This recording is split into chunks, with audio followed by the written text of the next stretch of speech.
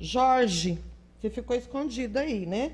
Alberto Elahá Canto, nosso velho conhecido, através da realização dos Pinga Fogo, transmitidos pela Web Rádio Fraternidade, toda segunda-feira, às 21h35, e também pela publicação de centenas de palestras no YouTube. É natural do estado do Amapá, casado e pai de 4 filhos. Sua esposa, Sâmia Maria, é poetisa de temas espiritualistas. Tem um site e canal no YouTube chamado Saga das Almas. Profissionalmente é mestre em administração pela Universidade Federal de Rondônia, 2008, e engenheiro elétrico pela Universidade Federal do Pará, 1984. Possui 20 anos de experiência em sistemas de telecomunicações e 30 anos em gestão de informação. É espírita desde 1980, atuante em atividades de juventude, trabalhador das áreas de estudo doutrinário e da unificação do movimento espírita junto à Federação Espírita de Rondônia. Com vocês, a simplicidade, a meiguice, a bondade, o nosso amoroso Jorge Elahá.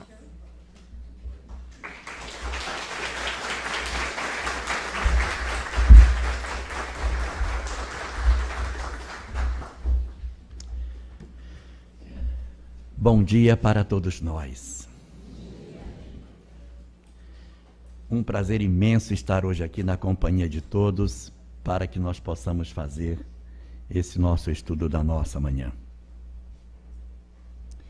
Eli, essa nossa conversa de hoje é a conversa que a gente ainda não teve. O capítulo 3º do Evangelho segundo o Espiritismo, intitulado Há muitas moradas na casa de meu Pai, oferece para nós uma informação através da qual Allan Kardec nos diz que a evolução dos mundos está marcada por 5 graus. São 5 etapas sucessivas de desenvolvimento do amadurecimento dos orbes, que muitos de nós consideramos como se fossem degraus da evolução, mas que em verdade são etapas de uma única rampa em que os orbes vão progressivamente se transformando muito lentamente de um estágio para o estágio seguinte, sem que haja uma data marcada para a transformação de um no outro tipo de mundo. Então, dentro dessa leitura que Allan Kardec nos oferece, os mundos não fariam uma mudança abrupta de estado, mas seria um lento processo de transformação, tal como o nascer do Sol, em que os orbes vão lentamente abandonando determinadas características para se aproximarem de outras dessas características. E o primeiro desses estágios, apresentados por Allan Kardec no capítulo 3º dessa obra, são chamados de mundos primitivos, os mundos que servem às primeiras encarnações dos espíritos, aonde as comunidades ainda muito primitivas, sem uma estrutura efetiva de Estado, compreensão sobre o sentido da vida, a ideia mais objetiva sobre agricultura, sobre o fenômeno do domínio do fogo e uma série de ferramentas que fazem parte do desenvolvimento humano, ainda não estariam nessa etapa do chamado mundo primitivo, considerado de maneira mais rápida e prática como sendo o mundo na época da pré-história. Então, se nós quisermos comparar esse primeiro estágio apresentado por Allan Kardec, uma boa representação de um mundo primitivo é um mundo pré-histórico. Na medida em que o homem ele se desembaraça dessa etapa e começa a ter uma visão mais dilatada das questões da vida, e ele começa a descobrir determinadas questões que hoje são muito simples, mas que foram profundamente importantes no passado, como a descoberta da agricultura, que permitiu que o homem se fixasse no solo e começasse a cultivar, desenvolvendo a potencialidade de ter ali um crescimento efetivo de cidades, uma vez que antes da agricultura nós éramos nômades, andando pelo planeta em busca de comida, sempre atrás de comida, sem um progresso efetivo. Ali, na pré-história, nós iríamos descobrir os valores que a agricultura nos traria.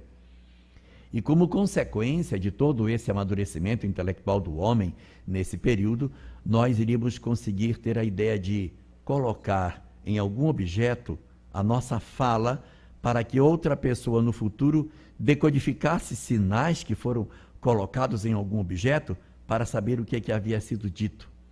Transformar a fala em algo que fica gravado em algum objeto, ou seja, a invenção da escrita, que marca exatamente o final da pré-história e o início da história.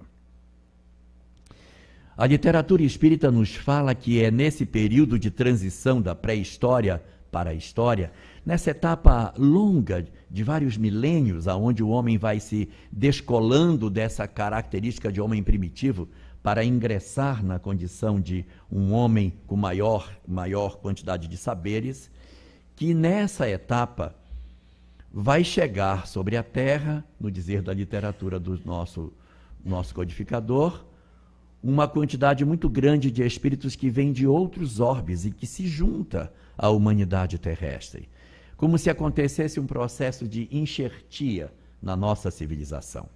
Até aquele período, os espíritos que estavam na Terra eram os espíritos que estavam aqui desde sempre, que vinham num processo natural, evolutivo de transformação, de aprendizado para o desenvolvimento das suas potencialidades. Quando nós chegamos nessa etapa, vai começar a se dar a transição do primeiro estágio evolutivo para o segundo. Nós vamos deixar a característica de mundo primitivo e começamos a nos ensaiar a entrar no estágio 2, porque o estágio 1 é o de mundo primitivo, pré-história. E começávamos a ingressar no estágio 2. No estágio 2 da evolução é que ocorre essa chegada desses espíritos para ingressarem na nossa sociedade. Basicamente, nós temos nos processos de transição de um estágio para o outro 3 movimentos espirituais. Basicamente tem 3. Os que estão aqui e que permanecerão aqui, os que estão aqui, mas que não permanecerão aqui, e os que não estavam aqui, mas que vêm para cá. Então você tem, na etapa do estágio primitivo de mundo ainda pré-histórico, um grupo de espíritos que, ao tentar migrar para permanecer na Terra, não conseguiram, não tinham intelectualidade suficiente para permanecer no planeta. Não haviam aprendido a escrita, não haviam aprendido a dominar o fogo, sua inteligência é muito rudimentar, com dificuldades enormes intelectuais. Então, esses espíritos, eles migram do planeta para repetir o estágio de mundo primitivo, porque é da lei que seja assim, não é castigo. É porque o mundo está passando por uma transformação e na hora que esse mundo está passando por uma transformação, ele precisa que a população que o integre seja uma população capaz de fazer frente aos novos desafios que esse planeta irá experimentar. Então, na transição de mundo primitivo para o estágio 2, houve um quantitativo de espíritos que não puderam permanecer na Terra em função do não amadurecimento deles. Então, eles saem e vão repetir o estágio de mundo primitivo para que eles consigam, numa nova experiência, ganhar a intelectualidade que precisam. Um segundo grupo, que era o que estava na Terra, atravessa para o estágio seguinte. Sai daquela chamada pré-história para ingressar na história efetivamente, para começar a fazer o caminhar do homem no desenvolvimento das suas potencialidades no estágio 2. E se soma ao nosso grupo de espíritos que encarnavam no planeta um contingente muito grande de entidades que vêm de fora e que ingressam no planeta, misturando-se com os que eram daqui. É uma enxertia no qual os que eram nativos do planeta se encontram com aqueles que eram de fora, e a nossa civilização experimenta uma explosão de conhecimentos. Eram espíritos muito inteligentes, muito capazes do ponto de vista intelectual, mas com graves atrasos morais. A grandeza da inteligência dessas entidades se vê nas civilizações que eles formaram.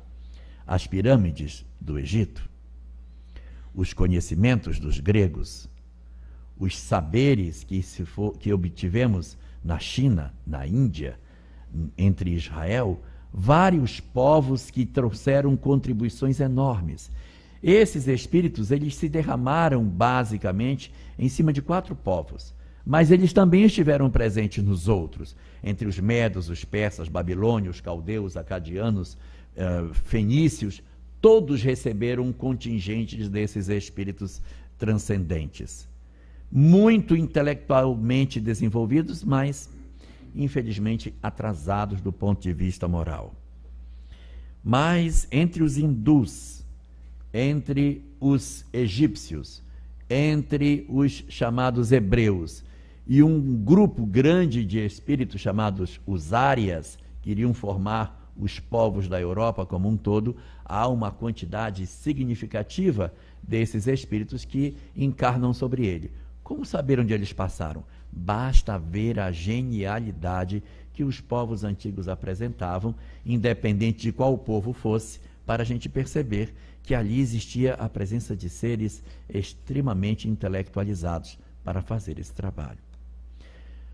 Só que esses espíritos, embora fossem espíritos muito inteligentes, eles tinham um grave problema. Eles eram moralmente muito difíceis. Muito difíceis. Meu Deus, eram endurecidos, descrentes, amargos, ambiciosos, cruéis, mas muito inteligentes. E exatamente por isso eles construíram uma sociedade que já desde o princípio era uma sociedade profundamente perturbada. Se a gente perceber, desde o início da nossa civilização, uma quantidade imensa de violências, de agressões, de desrespeito aos direitos das criaturas é oferecida desde o início da nossa história.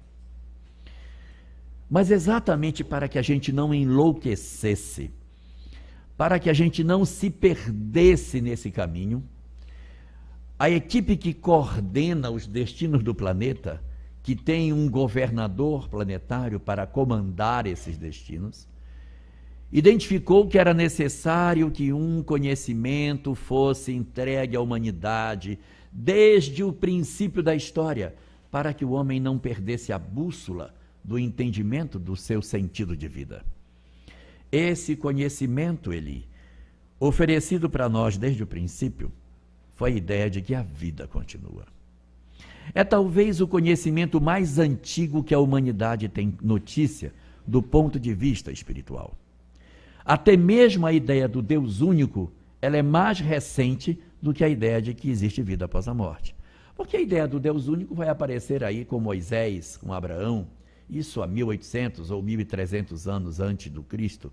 Então você vai ter uma construção razoavelmente recente.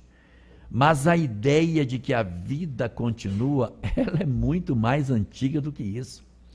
Os vários povos antigos sabiam da vida imortal. Os egípcios faziam as suas pirâmides para guardar as múmias de seus faraós, porque eles voltariam a viver. E eles precisariam do corpo íntegro para poder voltar a viver. Então tinha que embalsamar para que a alma pudesse reabitar esse corpo no futuro. A ideia de que realmente existia vida após a morte, ela é muito antiga. Na verdade, os egípcios, por mais que eles sejam um povo bastante antigo para nós, eles são até recentes, porque as notícias de que nós sobrevivemos à morte vêm desde a época da pré-história.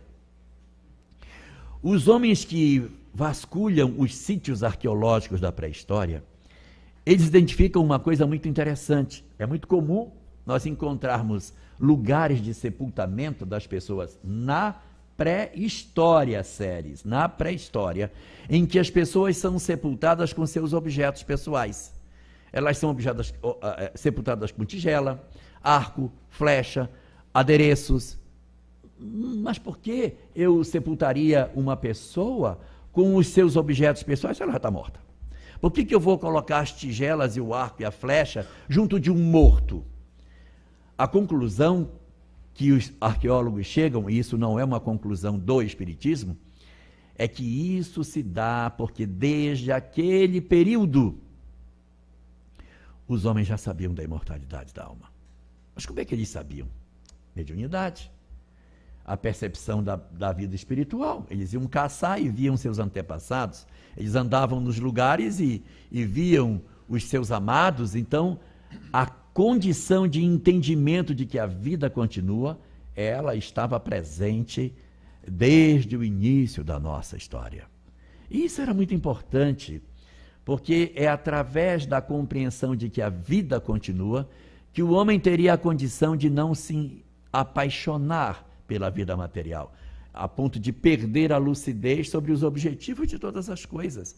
Então, saber da vida imortal era fundamental para que a gente conseguisse construir a sociedade que se esperava, para que ninguém pensasse que a vida era só isso, porque se a gente achasse que a vida fosse só matéria, a gente ia fazer muita bobagem. Então, o que faz o governador planetário? Ele traz desde o princípio da história um conjunto de informações maravilhosas para sabermos que a vida continua. E ele endereça, para que nós tenhamos contato com isso, uma quantidade imensa de reveladores. É incontável o número de revelações que a humanidade recebe durante todo o período da sua história.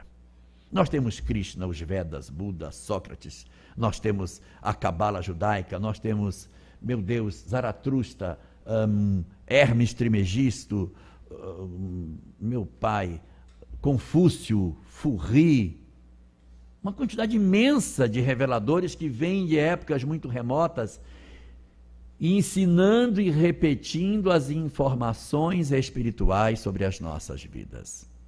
E é interessante observar que o pensamento de Krishna, o pensamento de Buda, o pensamento dos Vedas, o pensamento da Cabala, é um pensamento muito profundo e muito convergente, porque é um pensamento que fala o quê? Que existe vida após a morte, que existe reencarnação, que existe lei de causa e efeito, que os espíritos reencarnam, que no mundo espiritual a gente revê os nossos conceitos. São conteúdos muito profundos. Os egípcios sabiam de muita coisa da reencarnação, da imortalidade da alma, de uma série de questões. Por que essas revelações assim são tão singulares? Porque elas não se destinavam à humanidade como um todo. O objetivo delas não era a humanidade, eram só os povos migrados. Então, essa revelação ela é assim profunda, aguda, repleta de verdades espirituais, porque ela não vem para a Terra como um todo, ela vem para os espíritos que eram migrados. Por isso que no passado haviam as escolas dos iniciados, porque as escolas dos iniciados permitiam com que naqueles espaços, como fala muito bem Leon Denis, na obra Cristianismo e Espiritismo, nesses espaços segregados, essas doutrinas secretas elas eram oferecidas ali.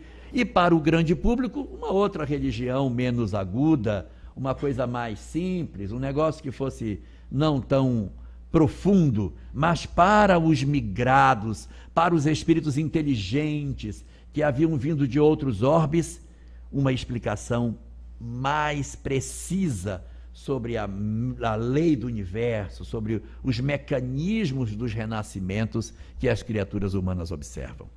Então, várias revelações surgiram durante esse período e, com essas verdades sendo trazidas, muitos espíritos despertaram, muita gente acordou, muita gente despertou, não só pela ideia da imortalidade da alma, mas pelos outros conceitos que eram oferecidos.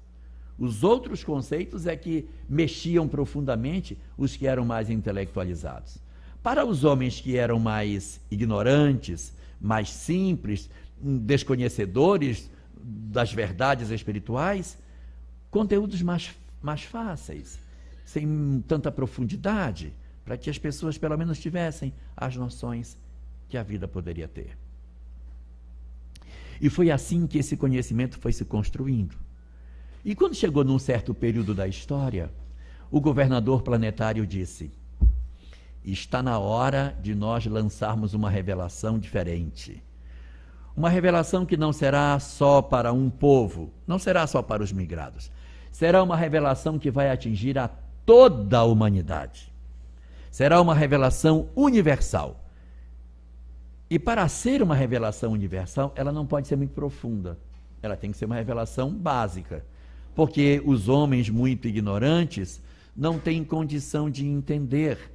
Então, vem surgir na Terra a primeira revelação universal. É a primeira revelação que tem como foco não um povo específico, não uma região, mas um conhecimento que poderia ter sido entendido por toda a humanidade. Agora, nós não estávamos mais no primeiro estágio de mundo primitivo. Tínhamos ingressado num segundo estágio, um estágio que na literatura espírita se chama agora de provas e expiações. Por que esse nome? Nos mundos primitivos, não tem muita expiação. O que mais tem lá é prova, porque está todo mundo começando. Então, é só prova, basicamente. Quando a gente sai da pré-história e ingressa na história, que acontece essa enxertia desses espíritos, então eu tenho os que são de prova, mas eu tenho muitos espíritos agora que estão em processo expiatório. Eles estão aqui em função de um passado grande que eles têm, de conflitos que eles trazem. Então, como tem a enxertia dos nativos com os migrados, eu tenho a enxertia das provas com as expiações. E o mundo passa a ser chamado pelo nome de planeta de provas e expiações, e não mais um mundo primitivo. Estávamos na história propriamente dita, e chegando à primeira das grandes revelações universais, Moisés. Qual a grande notícia de Moisés? A grande notícia de Moisés é a ideia de um Deus único.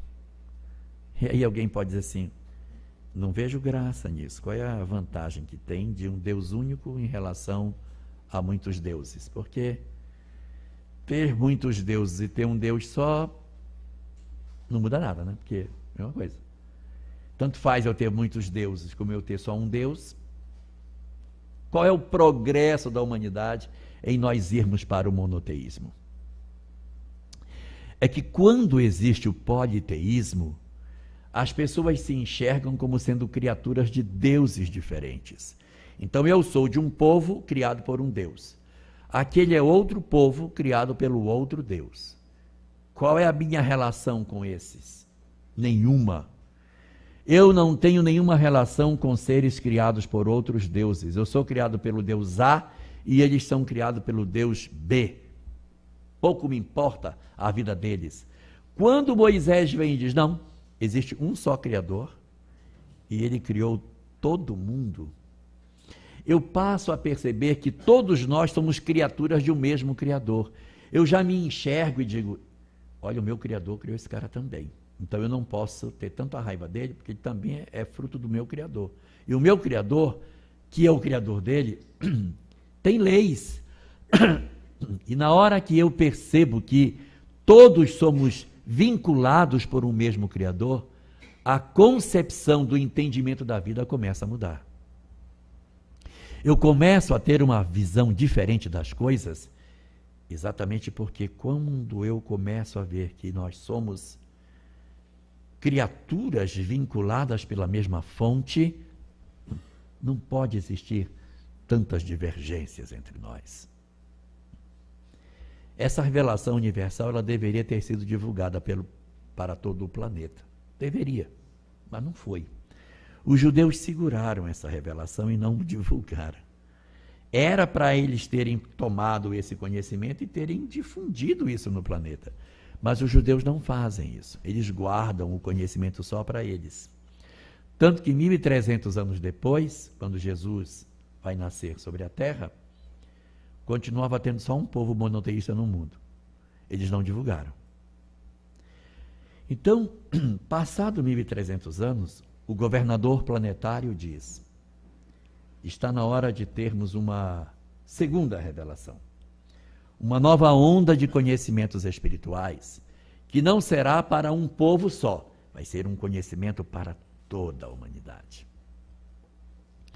E essa revelação, uma revelação muito especial, porque é uma revelação que vai se centrar no amor. Então, diz o governador planetário, essa quem vai levar sou eu. Porque todas as demais ele tinha mandado emissários. Quando chegar para essa eu vou mandar. Essa quem vai sou eu. E a gente deve imaginar assim, se a de Krishna, Buda, de Sócrates tinha toda aquela profundidade extraordinária, imagine um conhecimento do governador planetário. Ele vai falar até da constituição íntima do perispírito, com certeza. Ele vai tratar sobre a natureza íntima de Deus. Ele vai explicar os mecanismos do processo reencarnatório. Não vai. Não fez. O governador planetário decide encarnar na Terra e é aquele a quem conhecemos pelo nome de Jesus. O espírito que tem como responsabilidade o destino do orbe. E sua revelação não é uma revelação extremamente profunda do ponto de vista de conhecimentos espirituais. Se você pegar o pensamento de Krishna, você diz, puxa, mas Krishna fala coisas muito interessantes aqui sobre reencarnação. Você pega Buda, meu Deus, quanta profundidade nesses conhecimentos aqui de autoconhecimento, que coisa incrível. Jesus não faz isso. Por que Jesus não tem uma mensagem mais aguda do que a dos outros que vieram antes dele?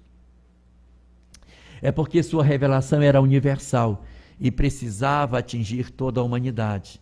Então ele entrega aquilo que é essencial. E para que a gente se transforme, não é essencial saber da reencarnação. É essencial saber do amor. Isso é essencial. Isso é que é importante, eu saber que o amor é a chave de todas as coisas. Isso é que importa. Não importa tanto discutir determinados mecanismos do processo reencarnatório e do perispírito. Não é. Mas saber que a vida continua é importante demais. Então a gente pode dizer que a mensagem de Jesus, ela tinha 3 pontos que eram fundamentais, que faziam parte da estrutura do pensamento que Jesus deixou para nós. A primeira dessas verdades, Luiz, foi a ideia, meu Deus, a ideia da existência de Deus. Vai ter que ficar em pé. A ideia não vai ficar, mas está em pé. Primeiro pensamento, a ideia da existência de Deus como Pai. Isso foi uma mudança muito grande, porque quando Jesus oferece Deus, ele não oferece como Moisés. Ele dá um passo além, porque uma coisa é você dizer que tem um Deus único, a outra é dizer assim, sabe quem é esse Deus? Pois é, ele é nosso Pai. Com uma única palavra, ele criou o primeiro movimento de fraternidade universal. Porque quando ele diz que Deus é Pai, ele tornou todo mundo irmão. Moisés não tornou todo mundo irmão, mas disse que Deus era único. Aí Jesus diz, pois é, mas eu vou dizer mais. Além de ele ser único, ele é o Pai de todos nós. Viramos todos irmãos. Ah, descobri. Viramos todos irmãos. Todos viramos irmãos, por quê? Porque nós tivemos a possibilidade de perceber Deus como Pai de todos nós. Então esse é o primeiro ponto que Jesus estabeleceu na sua doutrina, a ideia de que Deus era o Pai de todos nós. Isso muda completamente todos os nossos conceitos, porque não tem mais sentido a guerra, não tem mais sentido o ódio, não tem mais sentido as graves dificuldades sociais que a gente apresenta, se nós nos enxergarmos todos como irmãos. Ele trouxe uma segunda verdade. A segunda verdade que ele trouxe para nós foi que existe vida imortal. Jesus também contou essa para a gente. Disse, olha, não só Deus é nosso Pai, como existe a imortalidade da alma. Ah, mas os outros também tinham falado, todo mundo já falou da imortalidade. Bhagavad Gita é o canto da imortalidade. Meu Deus, Sócrates falava tanto da imortalidade. Então a imortalidade não era novidade. Mas Jesus é o único que aparece depois da morte. Está vendo como existe? Ele é o único que volta depois da morte para dizer: existe vida após a morte, aqui estou eu, está vendo? Coloca a mão na minha chaga. Então ele vai falar que existia sim a imortalidade da alma. E ele trouxe um terceiro conceito. Oremos. A oração de vocês está fraca. Ele trouxe um terceiro conceito para nós. Já sei. O terceiro conceito que ele trouxe foi apresentar o amor como regra da vida. Essa é uma verdade que Moisés não tinha posto. O amor como regra, o perdão, o amor ao próximo, o amor aos inimigos. Isso é uma coisa fantástica que ele trouxe. Então ele promove com esses 3 pontos uma revolução na história da humanidade. Ele transforma o mundo apenas com isso. Deus é um Pai amoroso, a imortalidade é um fenômeno inamovível das nossas existências, e vem falar do amor como regra da vida. Nossa! Uma série de espíritos que naquela época teriam tido a oportunidade de se transformar e que mudaram as suas histórias com aqueles reveladores que vieram antes, já tinham ido embora do planeta, inclusive. Já tinham se transformado. Mas tinha um monte de gente, né, Zé, que ficou por aqui. Né? Então teve um pessoal que ficou. E quando essas verdades de Jesus apareceram, muitos dos espíritos que eram migrados e que haviam permanecido no planeta, acordaram. E como se fosse uma grande revoada de espíritos, foram embora do planeta. Porque a mensagem de Jesus, ela como que despertou os espíritos desse grande processo de desenvolvimento espiritual ao qual todos nós estamos sujeitos. A mensagem de Jesus seria, portanto, o grande instrumento de libertação das nossas almas. E foi muito bonito isso, porque o cristianismo, ele teve um papel fundamental na história da humanidade. Ele transformou os nossos conceitos. Ele falava de que os homens são todos iguais. Ele ensinou que a fraternidade tem que existir. Ele estabeleceu o amor para a relação das criaturas. E muitas das coisas da nossa humanidade se transformaram a partir do momento em que esse conhecimento chegou até nós. Então, é um momento extraordinário para a humanidade, esse momento através do qual nós temos a possibilidade de perceber que sim, essa mensagem que Jesus trouxe, que não tinha a profundidade técnica do Buda, de Krishna, ela é suficiente para transformar o homem, porque o mais importante é nós conhecermos do amor, do que conhecermos das leis imortais. E eu dou um exemplo. Na obra Há 2000 anos, o que Lívia, esposa de Públio Lentulus, sabe sobre reencarnação, sobre perispírito, sobre ovoides e obsessão? É muito pouquinho, ela tem noções assim, parece que tem reencarnação, mas é uma coisa muito sutil. Mas ela sabe muito de amor. Ela sabe muito de amor. E é isso que liberta a alma dela. E você tem um outro personagem na obra, chamado Araxes, o feiticeiro egípcio, que aparece na obra e que faz todas as tramas de assassinatos, perversidade, bruxarias. Araxes sabia tudo de mediunidade. Conhecia de lei de causa e efeito e de reencarnação. Mas não foi suficiente para fazer dele uma pessoa boa. Eu posso conhecer as verdades espirituais e não ser bom. Por isso que o amor é mais importante. Então, quando o governador planetário, Jesus, veio ao planeta, ele fez a opção por nos entregar aquilo que verdadeiramente pode transformar as nossas vidas, pode mudar a história da humanidade.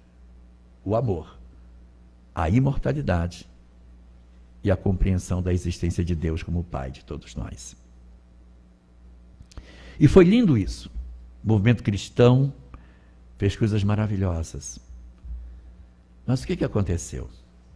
Há um princípio da lei de causa e efeito que a gente nunca pode esquecer, chamado inversão social expiatória. É um princípio através do qual, quando a gente odeia muito um grupo social, a gente nasce dentro dele. Então, se você tem um determinado grupo social, eu odeio esse grupo social, prepare as malas. Você vai nascer entre eles. Então aí, os corintianos e os palmeirenses têm que ter menos ódio. Menosinho. Pouquinho. Ok, Walter? Menos. Por quê? Porque corre o risco, se você odiar muito, você cai naquele grupo que você tanto odeia. É porque é natural, né? A gente tem que resolver o problema do ódio. Na Copa, a gente tem que torcer um jogo pela Argentina. De preferência aquele último na primeira fase, que ela já está classificada e que não faz mal se ela perder, né? Esse aí a gente torce porque não tem problema. Para não nascer argentino. Então, eu estou brincando, tá? Mas, nesses tempos de política também, tá? Vamos tomar muito cuidado, senão a gente vai nascer filho dos outros que a gente não gosta. Então olha lá. O pessoal que era pagão tinha ódio de cristão. Ódio de cristão. Ódio. Jogava o cristão na arena, tocavam fogo, o leão comia, colocava no poste do martírio, eram rasgados por cavalos, eram mortos com flechadas. Meu Deus, era uma perseguição sem fim, jogados nos calabouços. Então esses pagãos, eles tinham uma sensação de que os cristãos eram a representação do mal. Qual foi a consequência da lei de causa e efeito? Pegar esses pagãos e dizer, para vocês perderem o ódio, vocês vão nascer como cristãos. E eles começaram a renascer dentro do cristianismo. Dentro do cristianismo. E eles traziam, por conta das características que eles tinham de comportamento, eles traziam assim uma tendência de politeísmo, eles traziam várias tendências que foram se inserindo no cristianismo. E de repente o cristianismo, que era uma doutrina perseguida, se tornou uma doutrina perseguidora. Exatamente aquilo que o cristianismo sofreu, o cristianismo começou a fazer. E se você olhar, muitas expressões do paganismo, elas se inseriram no próprio cristianismo, porque os pagãos reencarnados paganizaram o cristianismo. E quando a gente está falando isso, a gente não está falando de ninguém, nós não estamos criticando ninguém, nós estamos falando de nós mesmos. Porque somos nós em outras eras. Então, a gente está falando da nossa própria história e nós não estamos criticando a igreja atual, que não tem nada a ver com isso que aconteceu lá nos séculos, até milênio passado. Conclusão: o cristianismo se tornou uma doutrina de intolerância, passou a perseguir a ciência, passou a perseguir a filosofia, não é isso, Eli? Passou a ser uma doutrina extremamente voltada para um processo de intolerância em todas as áreas. E isso foi produzindo na humanidade um sentimento horroroso de rejeição pelo próprio cristianismo, porque se tornou uma doutrina extremamente marcada pela violência. Vieram as fogueiras, vieram as torturas em nome da religião. Fizemos guerras em nome da religião e dizíamos, em nome de Deus, eu mato você. Em nome de Jesus, eu te odeio, e enfiávamos a faca. E aí a gente vai ver, meu Deus, como a gente ficou perdido, como nós ficamos desorientados por conta disso. Resultado: o cristianismo, que era uma doutrina extremamente bonita, se tornou uma doutrina de intolerância. O Deus, que era um Deus de misericórdia, se tornou um Deus absolutamente tirano. A ideia da imortalidade da alma nem passou mais a ser considerada, virou só ritual. E o amor desapareceu do cenário, sumiu. E na Idade Média, Idade Moderna, nós já não enxergávamos mais nas doutrinas apresentadas em nome do cristianismo a essência do pensamento que Jesus havia colocado. Exatamente por conta desse distanciamento, começou a acontecer por conta disso um movimento nos bastidores das pessoas incomodadas com a religião, incomodadas com aquilo que o cristianismo pregava. Como se o cristianismo representasse as trevas da humanidade, a escuridão do conhecimento, o fim de todo o saber. Era preciso que se acendesse novamente a luz do conhecimento, as verdades espirituais que haviam sido esquecidas. O mundo estava imerso na idade das trevas. E por conta disso, um movimento chamado iluminismo surgiu. O que queria o iluminismo? A liberdade do homem, o retorno ao conhecimento, a valorização do saber, a busca das verdades que haviam sido sepultadas pelo cristianismo, que perseguia as pessoas, que matava os cientistas, que matava os filósofos, que isso era inadmissível, isso não poderia ser. E esse movimento chamado iluminista, ele começa a crescer. O movimento iluminista, ele vai aos poucos ganhando força e vai começando a questionar os valores trazidos por Jesus. Esses valores começam a ser questionados. A partir do momento em que a gente ingressa lá pelo século XVIII, as ideias sobre a existência de Deus, elas começam a ser questionadas. Faz sentido mesmo isso?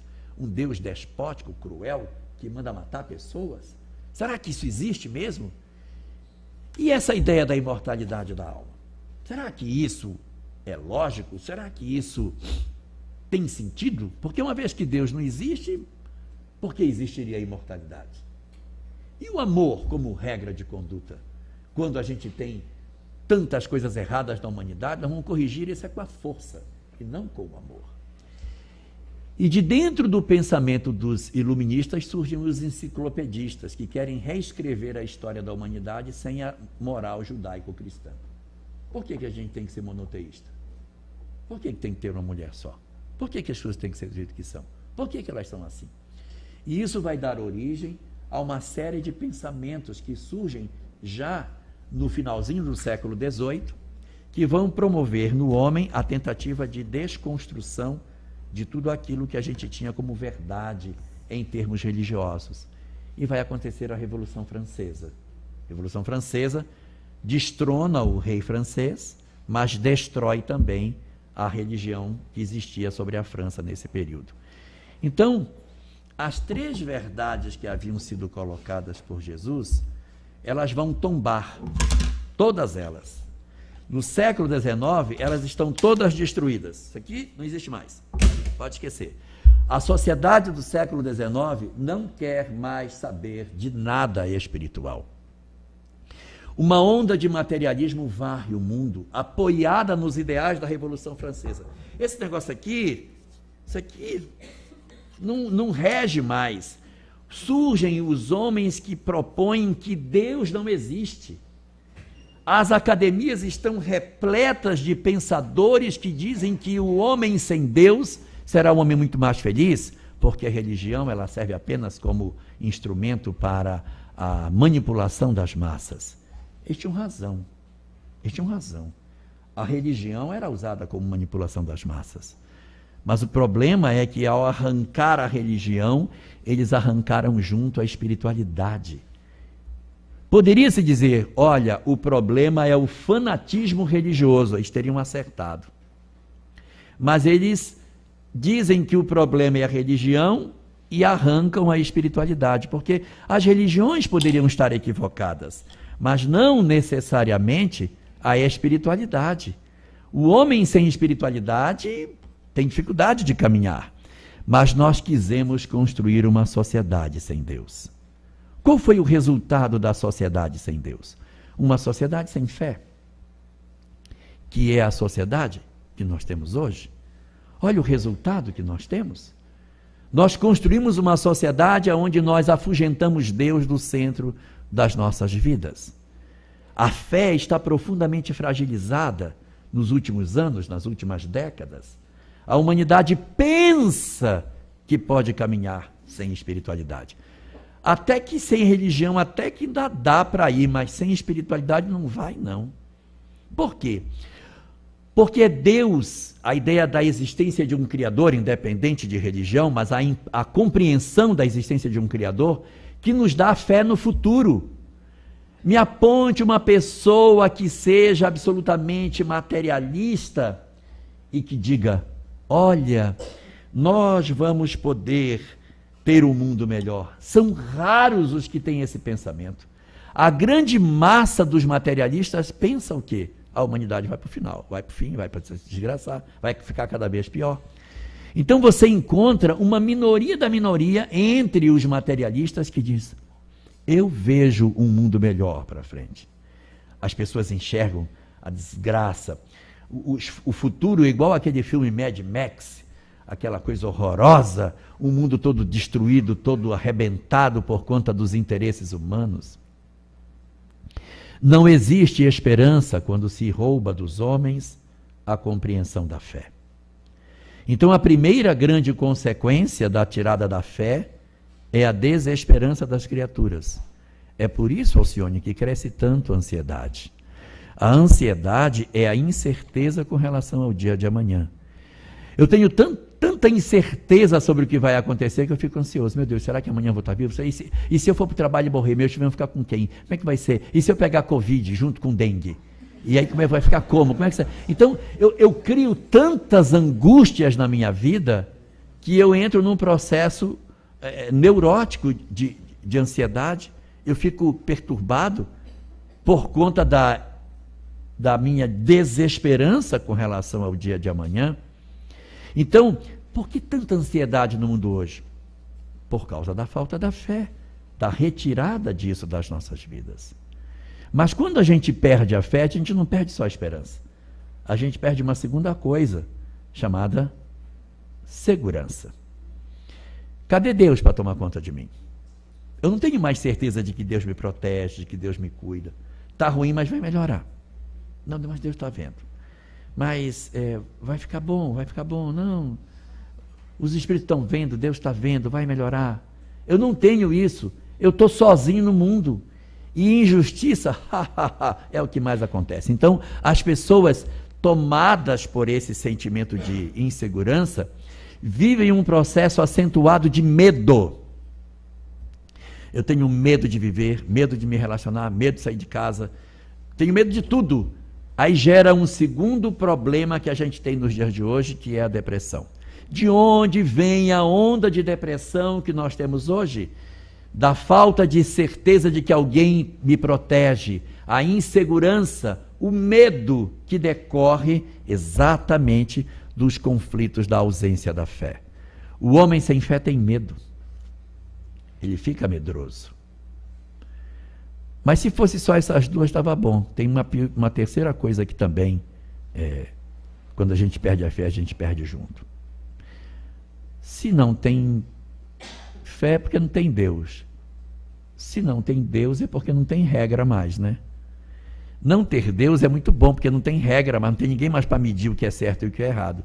Então, o que eu quiser fazer está valendo. Então, não existe mais limite para a minha ação. Além de eu perder a esperança e a segurança, eu perco a temperança. E aí a gente se joga na promiscuidade, se joga na drogadição. Eu passo a ter todo tipo de conduta, porque eu não tenho mais regra. Eu não tenho mais nenhuma regra para obedecer. Então, qualquer conduta está valendo.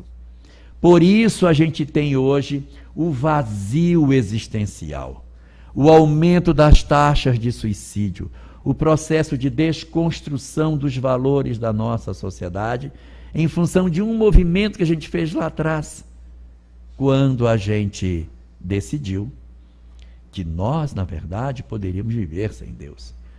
Nossa sociedade de hoje é o fruto do experimento sociológico do século XIX, onde nós achamos que a gente poderia, de maneira verdadeira, viver, Rosângela, como se nós fôssemos criaturas que pudéssemos viver sem Deus. Não dá. Por isso, a espiritualidade precisava dar uma resposta a tudo isso. Nós não poderíamos viver na nossa sociedade dentro de um cenário tão doloroso nesse sentido. Então, o que aconteceu com as verdades cristãs? Elas foram todas jogadas no chão. Está tudo jogado no chão. Não tem como você levantar a ideia de Deus na sociedade atual. Você tenta levar, isso é bobagem, você está louco, você está, larga isso de mão. Aí, não, mas eu acho que a imortalidade da alma, que isso, esquece isso, negócio de imortalidade, isso é bobagem. As pessoas ridicularizam a religião. Então, o que a espiritualidade fez? A espiritualidade, então, nos ofereceu o conhecimento espírita, exatamente para trazer para nós as coisas que nós não tínhamos antes. Então, princípios espíritas que a gente teve a oportunidade de conhecer com a mensagem espírita. Nós fomos apresentados de maneira bastante efetiva para um princípio doutrinário chamado mediunidade. Fantástico! Mediunidade? É uma coisa incrível, mediunidade, porque a gente vai entender como é que os espíritos se comunicam conosco, que os nossos filhos estão vivos, que eles se comunicam com a gente. É uma coisa incrível os fenômenos que aconteceram e que são, a bem da verdade, um instrumento que pode dar suporte para uma verdade cristã esquecida. A imortalidade, ela não se põe de pé na sociedade atual. Ela precisa da mediunidade para que essa mediunidade garanta que essa verdade, ela fica de pé. Então, a mediunidade, ela aparece na doutrina espírita para quê? Para sustentar a imortalidade. Com a mediunidade, tente derrubar a imortalidade. Ela não cai, porque é ela que sustenta a imortalidade.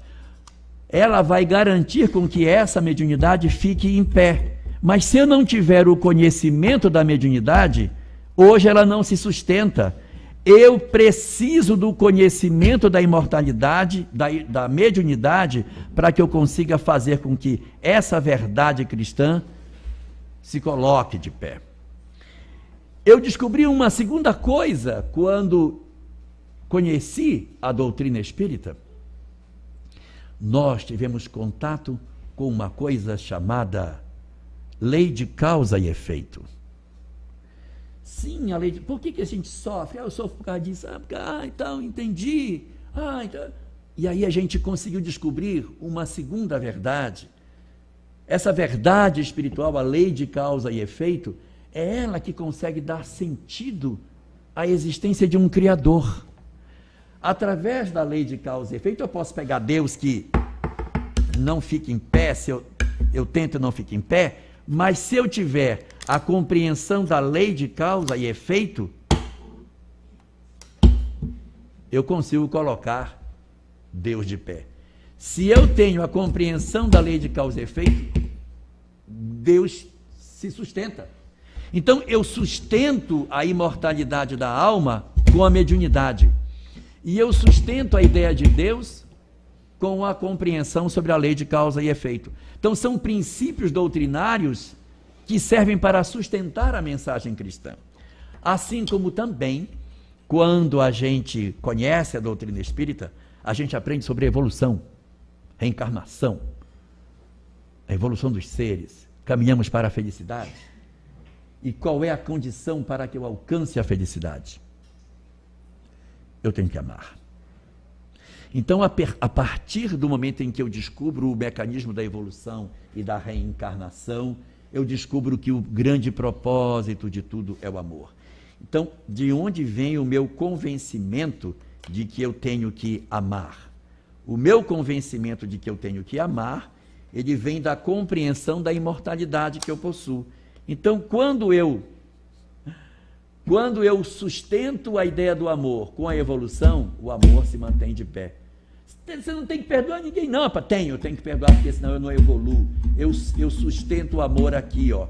Então, são princípios espirituais, são os princípios espíritas. Os princípios espíritas, eles existem para sustentar a mensagem cristã. É por isso que se fala que o espiritismo é o cristianismo redivivo. Esse cristianismo estava morto.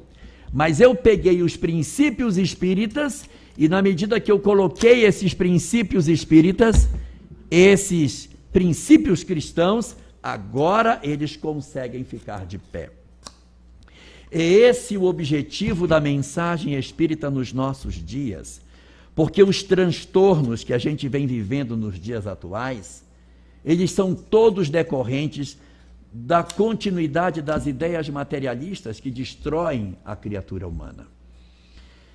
Nós não estudamos imortalidade da alma, mediunidade, nós não estudamos a questão da lei de causa e efeito e a reencarnação porque é bonitinho. Não é para isso. A gente estuda para sustentar a tese da mudança do homem. O objetivo da doutrina espírita não é o conhecimento espiritual, é a transformação moral. É esse que é o foco para onde nós vamos. E o que acontece hoje, no momento atual da história da humanidade? Nós estávamos no estágio 1, que era mundos primitivos, e passamos para o estágio 2. E agora estamos indo do estágio 2, chamado mundos de provas e expiações, para o estágio 3. E 3 movimentos básicos acontecem nessa hora. Quais são os 3 movimentos? Os que estão no planeta e que saem, os que estão no planeta e que ficam, e os que são de fora que entram. Esses 3 movimentos vão acontecer de novo.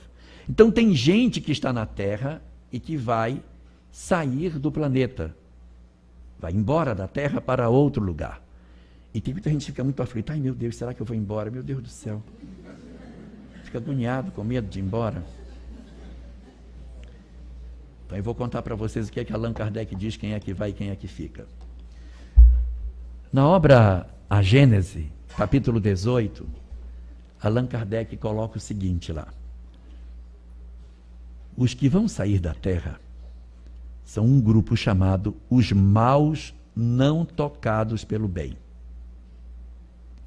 O que são maus não tocados pelo bem? São os maus não tocados pelo bem. São pessoas assim, ó. Fiz, gostei do que fiz e faço de novo. E adorei fazer. Não sinto um pingo de remorso. Esse é o mal não tocado pelo bem. Se você tem essa característica, prepare suas malas, porque você está ingresso no grupo.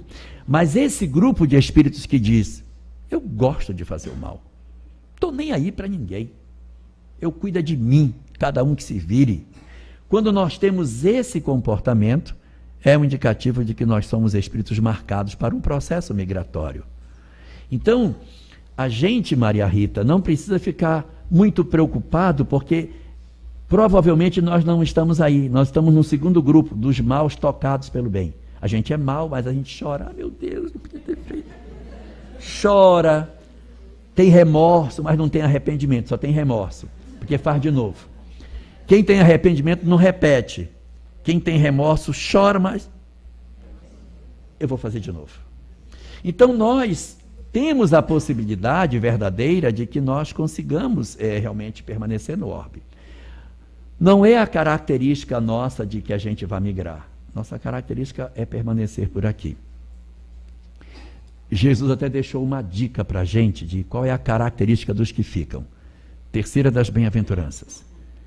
Bem-aventurados os mansos, porque eles herdarão a terra. Herdarão essa terra que a gente vai ter. Quem é que vai herdar a terra? Os que tiverem mansuetude, os que forem mansos, pessoas que não fiquem brigando com todo mundo, criando mágoa, criando ódio, criando confusão, se vingando. Os que forem, quanto mais manso você for, maior a probabilidade de você ficar por aqui. Mas só para acalmar os espíritas com relação a isso, que a gente às vezes fica muito preocupado,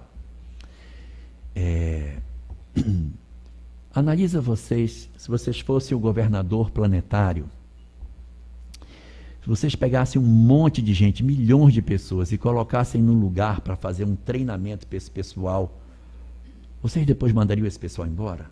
Não faz muito sentido. O Brasil funciona hoje como um grande centro de formação de mão de obra para a transição. Observe a quantidade de livros que tem aqui, quantidade de literatura, quantidade de movimentos, não estou me referindo só ao espiritismo, mas nós temos vários movimentos religiosos no Brasil, que são pessoas desejosas de construir uma sociedade melhor.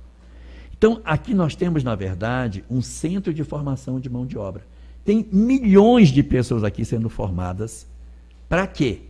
Para ficar no Brasil? Não. Para espalhar todo mundo pelo mundo. A nossa próxima encarnação muito provavelmente não será aqui. E talvez não seja entre os espíritas. O Brasil não é o coração do mundo? Qual é a função do coração para o corpo? O que o coração faz no corpo? Ele bomba. Nós estamos no coração do mundo, e o coração do mundo está se enchendo de sangue. E esse coração vai bombear. Puf! Quando ele bombear, as hemácias vão se espalhar pelo mundo inteiro, pelas diversas religiões. Esse aqui é um polo de treinamento de mão de obra. Então, quem está sendo treinado, não faz sentido ir embora, está sendo treinado para ser usado. Então, a gente vai renascer na Mongólia, na Birmânia. Vamos devolver a Edir para a Espanha de novo. Vai voltar para a Espanha. Né? Então, a gente vai começar a devolver cada um para o seu lugar. A gente vai devolver. Alguns vão para outros países para difundir a mensagem espírita, é uma possibilidade. Outros vão não para difundir, mas para iluminar o pensamento de outras doutrinas. Nascerão entre católicos, entre muçulmanos, em diversos lugares do planeta. Outros nascerão não na religião, nascerão na educação. Outros nascerão na área da filosofia, na área da ciência, na área das artes, para iluminar esses conhecimentos com as verdades que vão conhecer, num novo iluminismo, não é, Eli? Um iluminismo transcendente, voltado para o bem. Então, as almas serão convocadas para esse processo. Alguns, de repente, ficarão no Brasil, poderão permanecer do lado de cá. Alguns de nós, de repente, vamos ficar no Brasil, dentro do movimento espírita, dando contribuição, isso é possível, mas alguns de nós poderemos ficar no Brasil entre os católicos, entre os protestantes, entre os budistas, e alguns outros vão ficar no Brasil, na ciência, na filosofia. O Walter vai ficar no Brasil, vou mandar ele para o Congresso Nacional, vai trabalhar na política. Então, nós precisamos de pessoas em todas as áreas do conhecimento, porque só assim que a humanidade vai poder se transformar. Então é esse processo de transformação que vai acontecer a partir da contribuição de todos nós. Nós que estamos, portanto, inseridos nesse majestoso momento lindo da transição planetária, ao nos percebermos inseridos nesse movimento, chamado movimento espírita, nós estamos aqui para sustentar os alicerces da mensagem cristã, para que ela se coloque de pé, porque essa encarnação aqui é só o treinamento. A verdadeira tarefa vai ser na próxima, quando nós formos verdadeiramente para o campo de trabalho. Aqui a gente está só aprendendo, fazendo mestrado, doutorado, pós-doutorado em espiritismo, para na próxima existência a gente exercer esse conhecimento emocional em outros ambientes completamente diferentes. Então, o Evangelho é a mensagem mais atual que o homem tem para os conflitos que ele possui. Só que para sustentar essa mensagem, sem as verdades espíritas, fica muito difícil da gente conseguir isso. Essa doutrina é a resposta dos céus ao movimento de desconstrução das verdades espirituais. Sejamos todos, portanto, muito bem-vindos ao grande movimento de formação de mão de obra, para que a gente conclua a transição planetária com o esforço que a gente vai fazer nos múltiplos lugares onde Jesus nos designar para o amanhã. Preparemos-nos agora, porque a tarefa vai começar de maneira firme na próxima existência. Muito obrigado.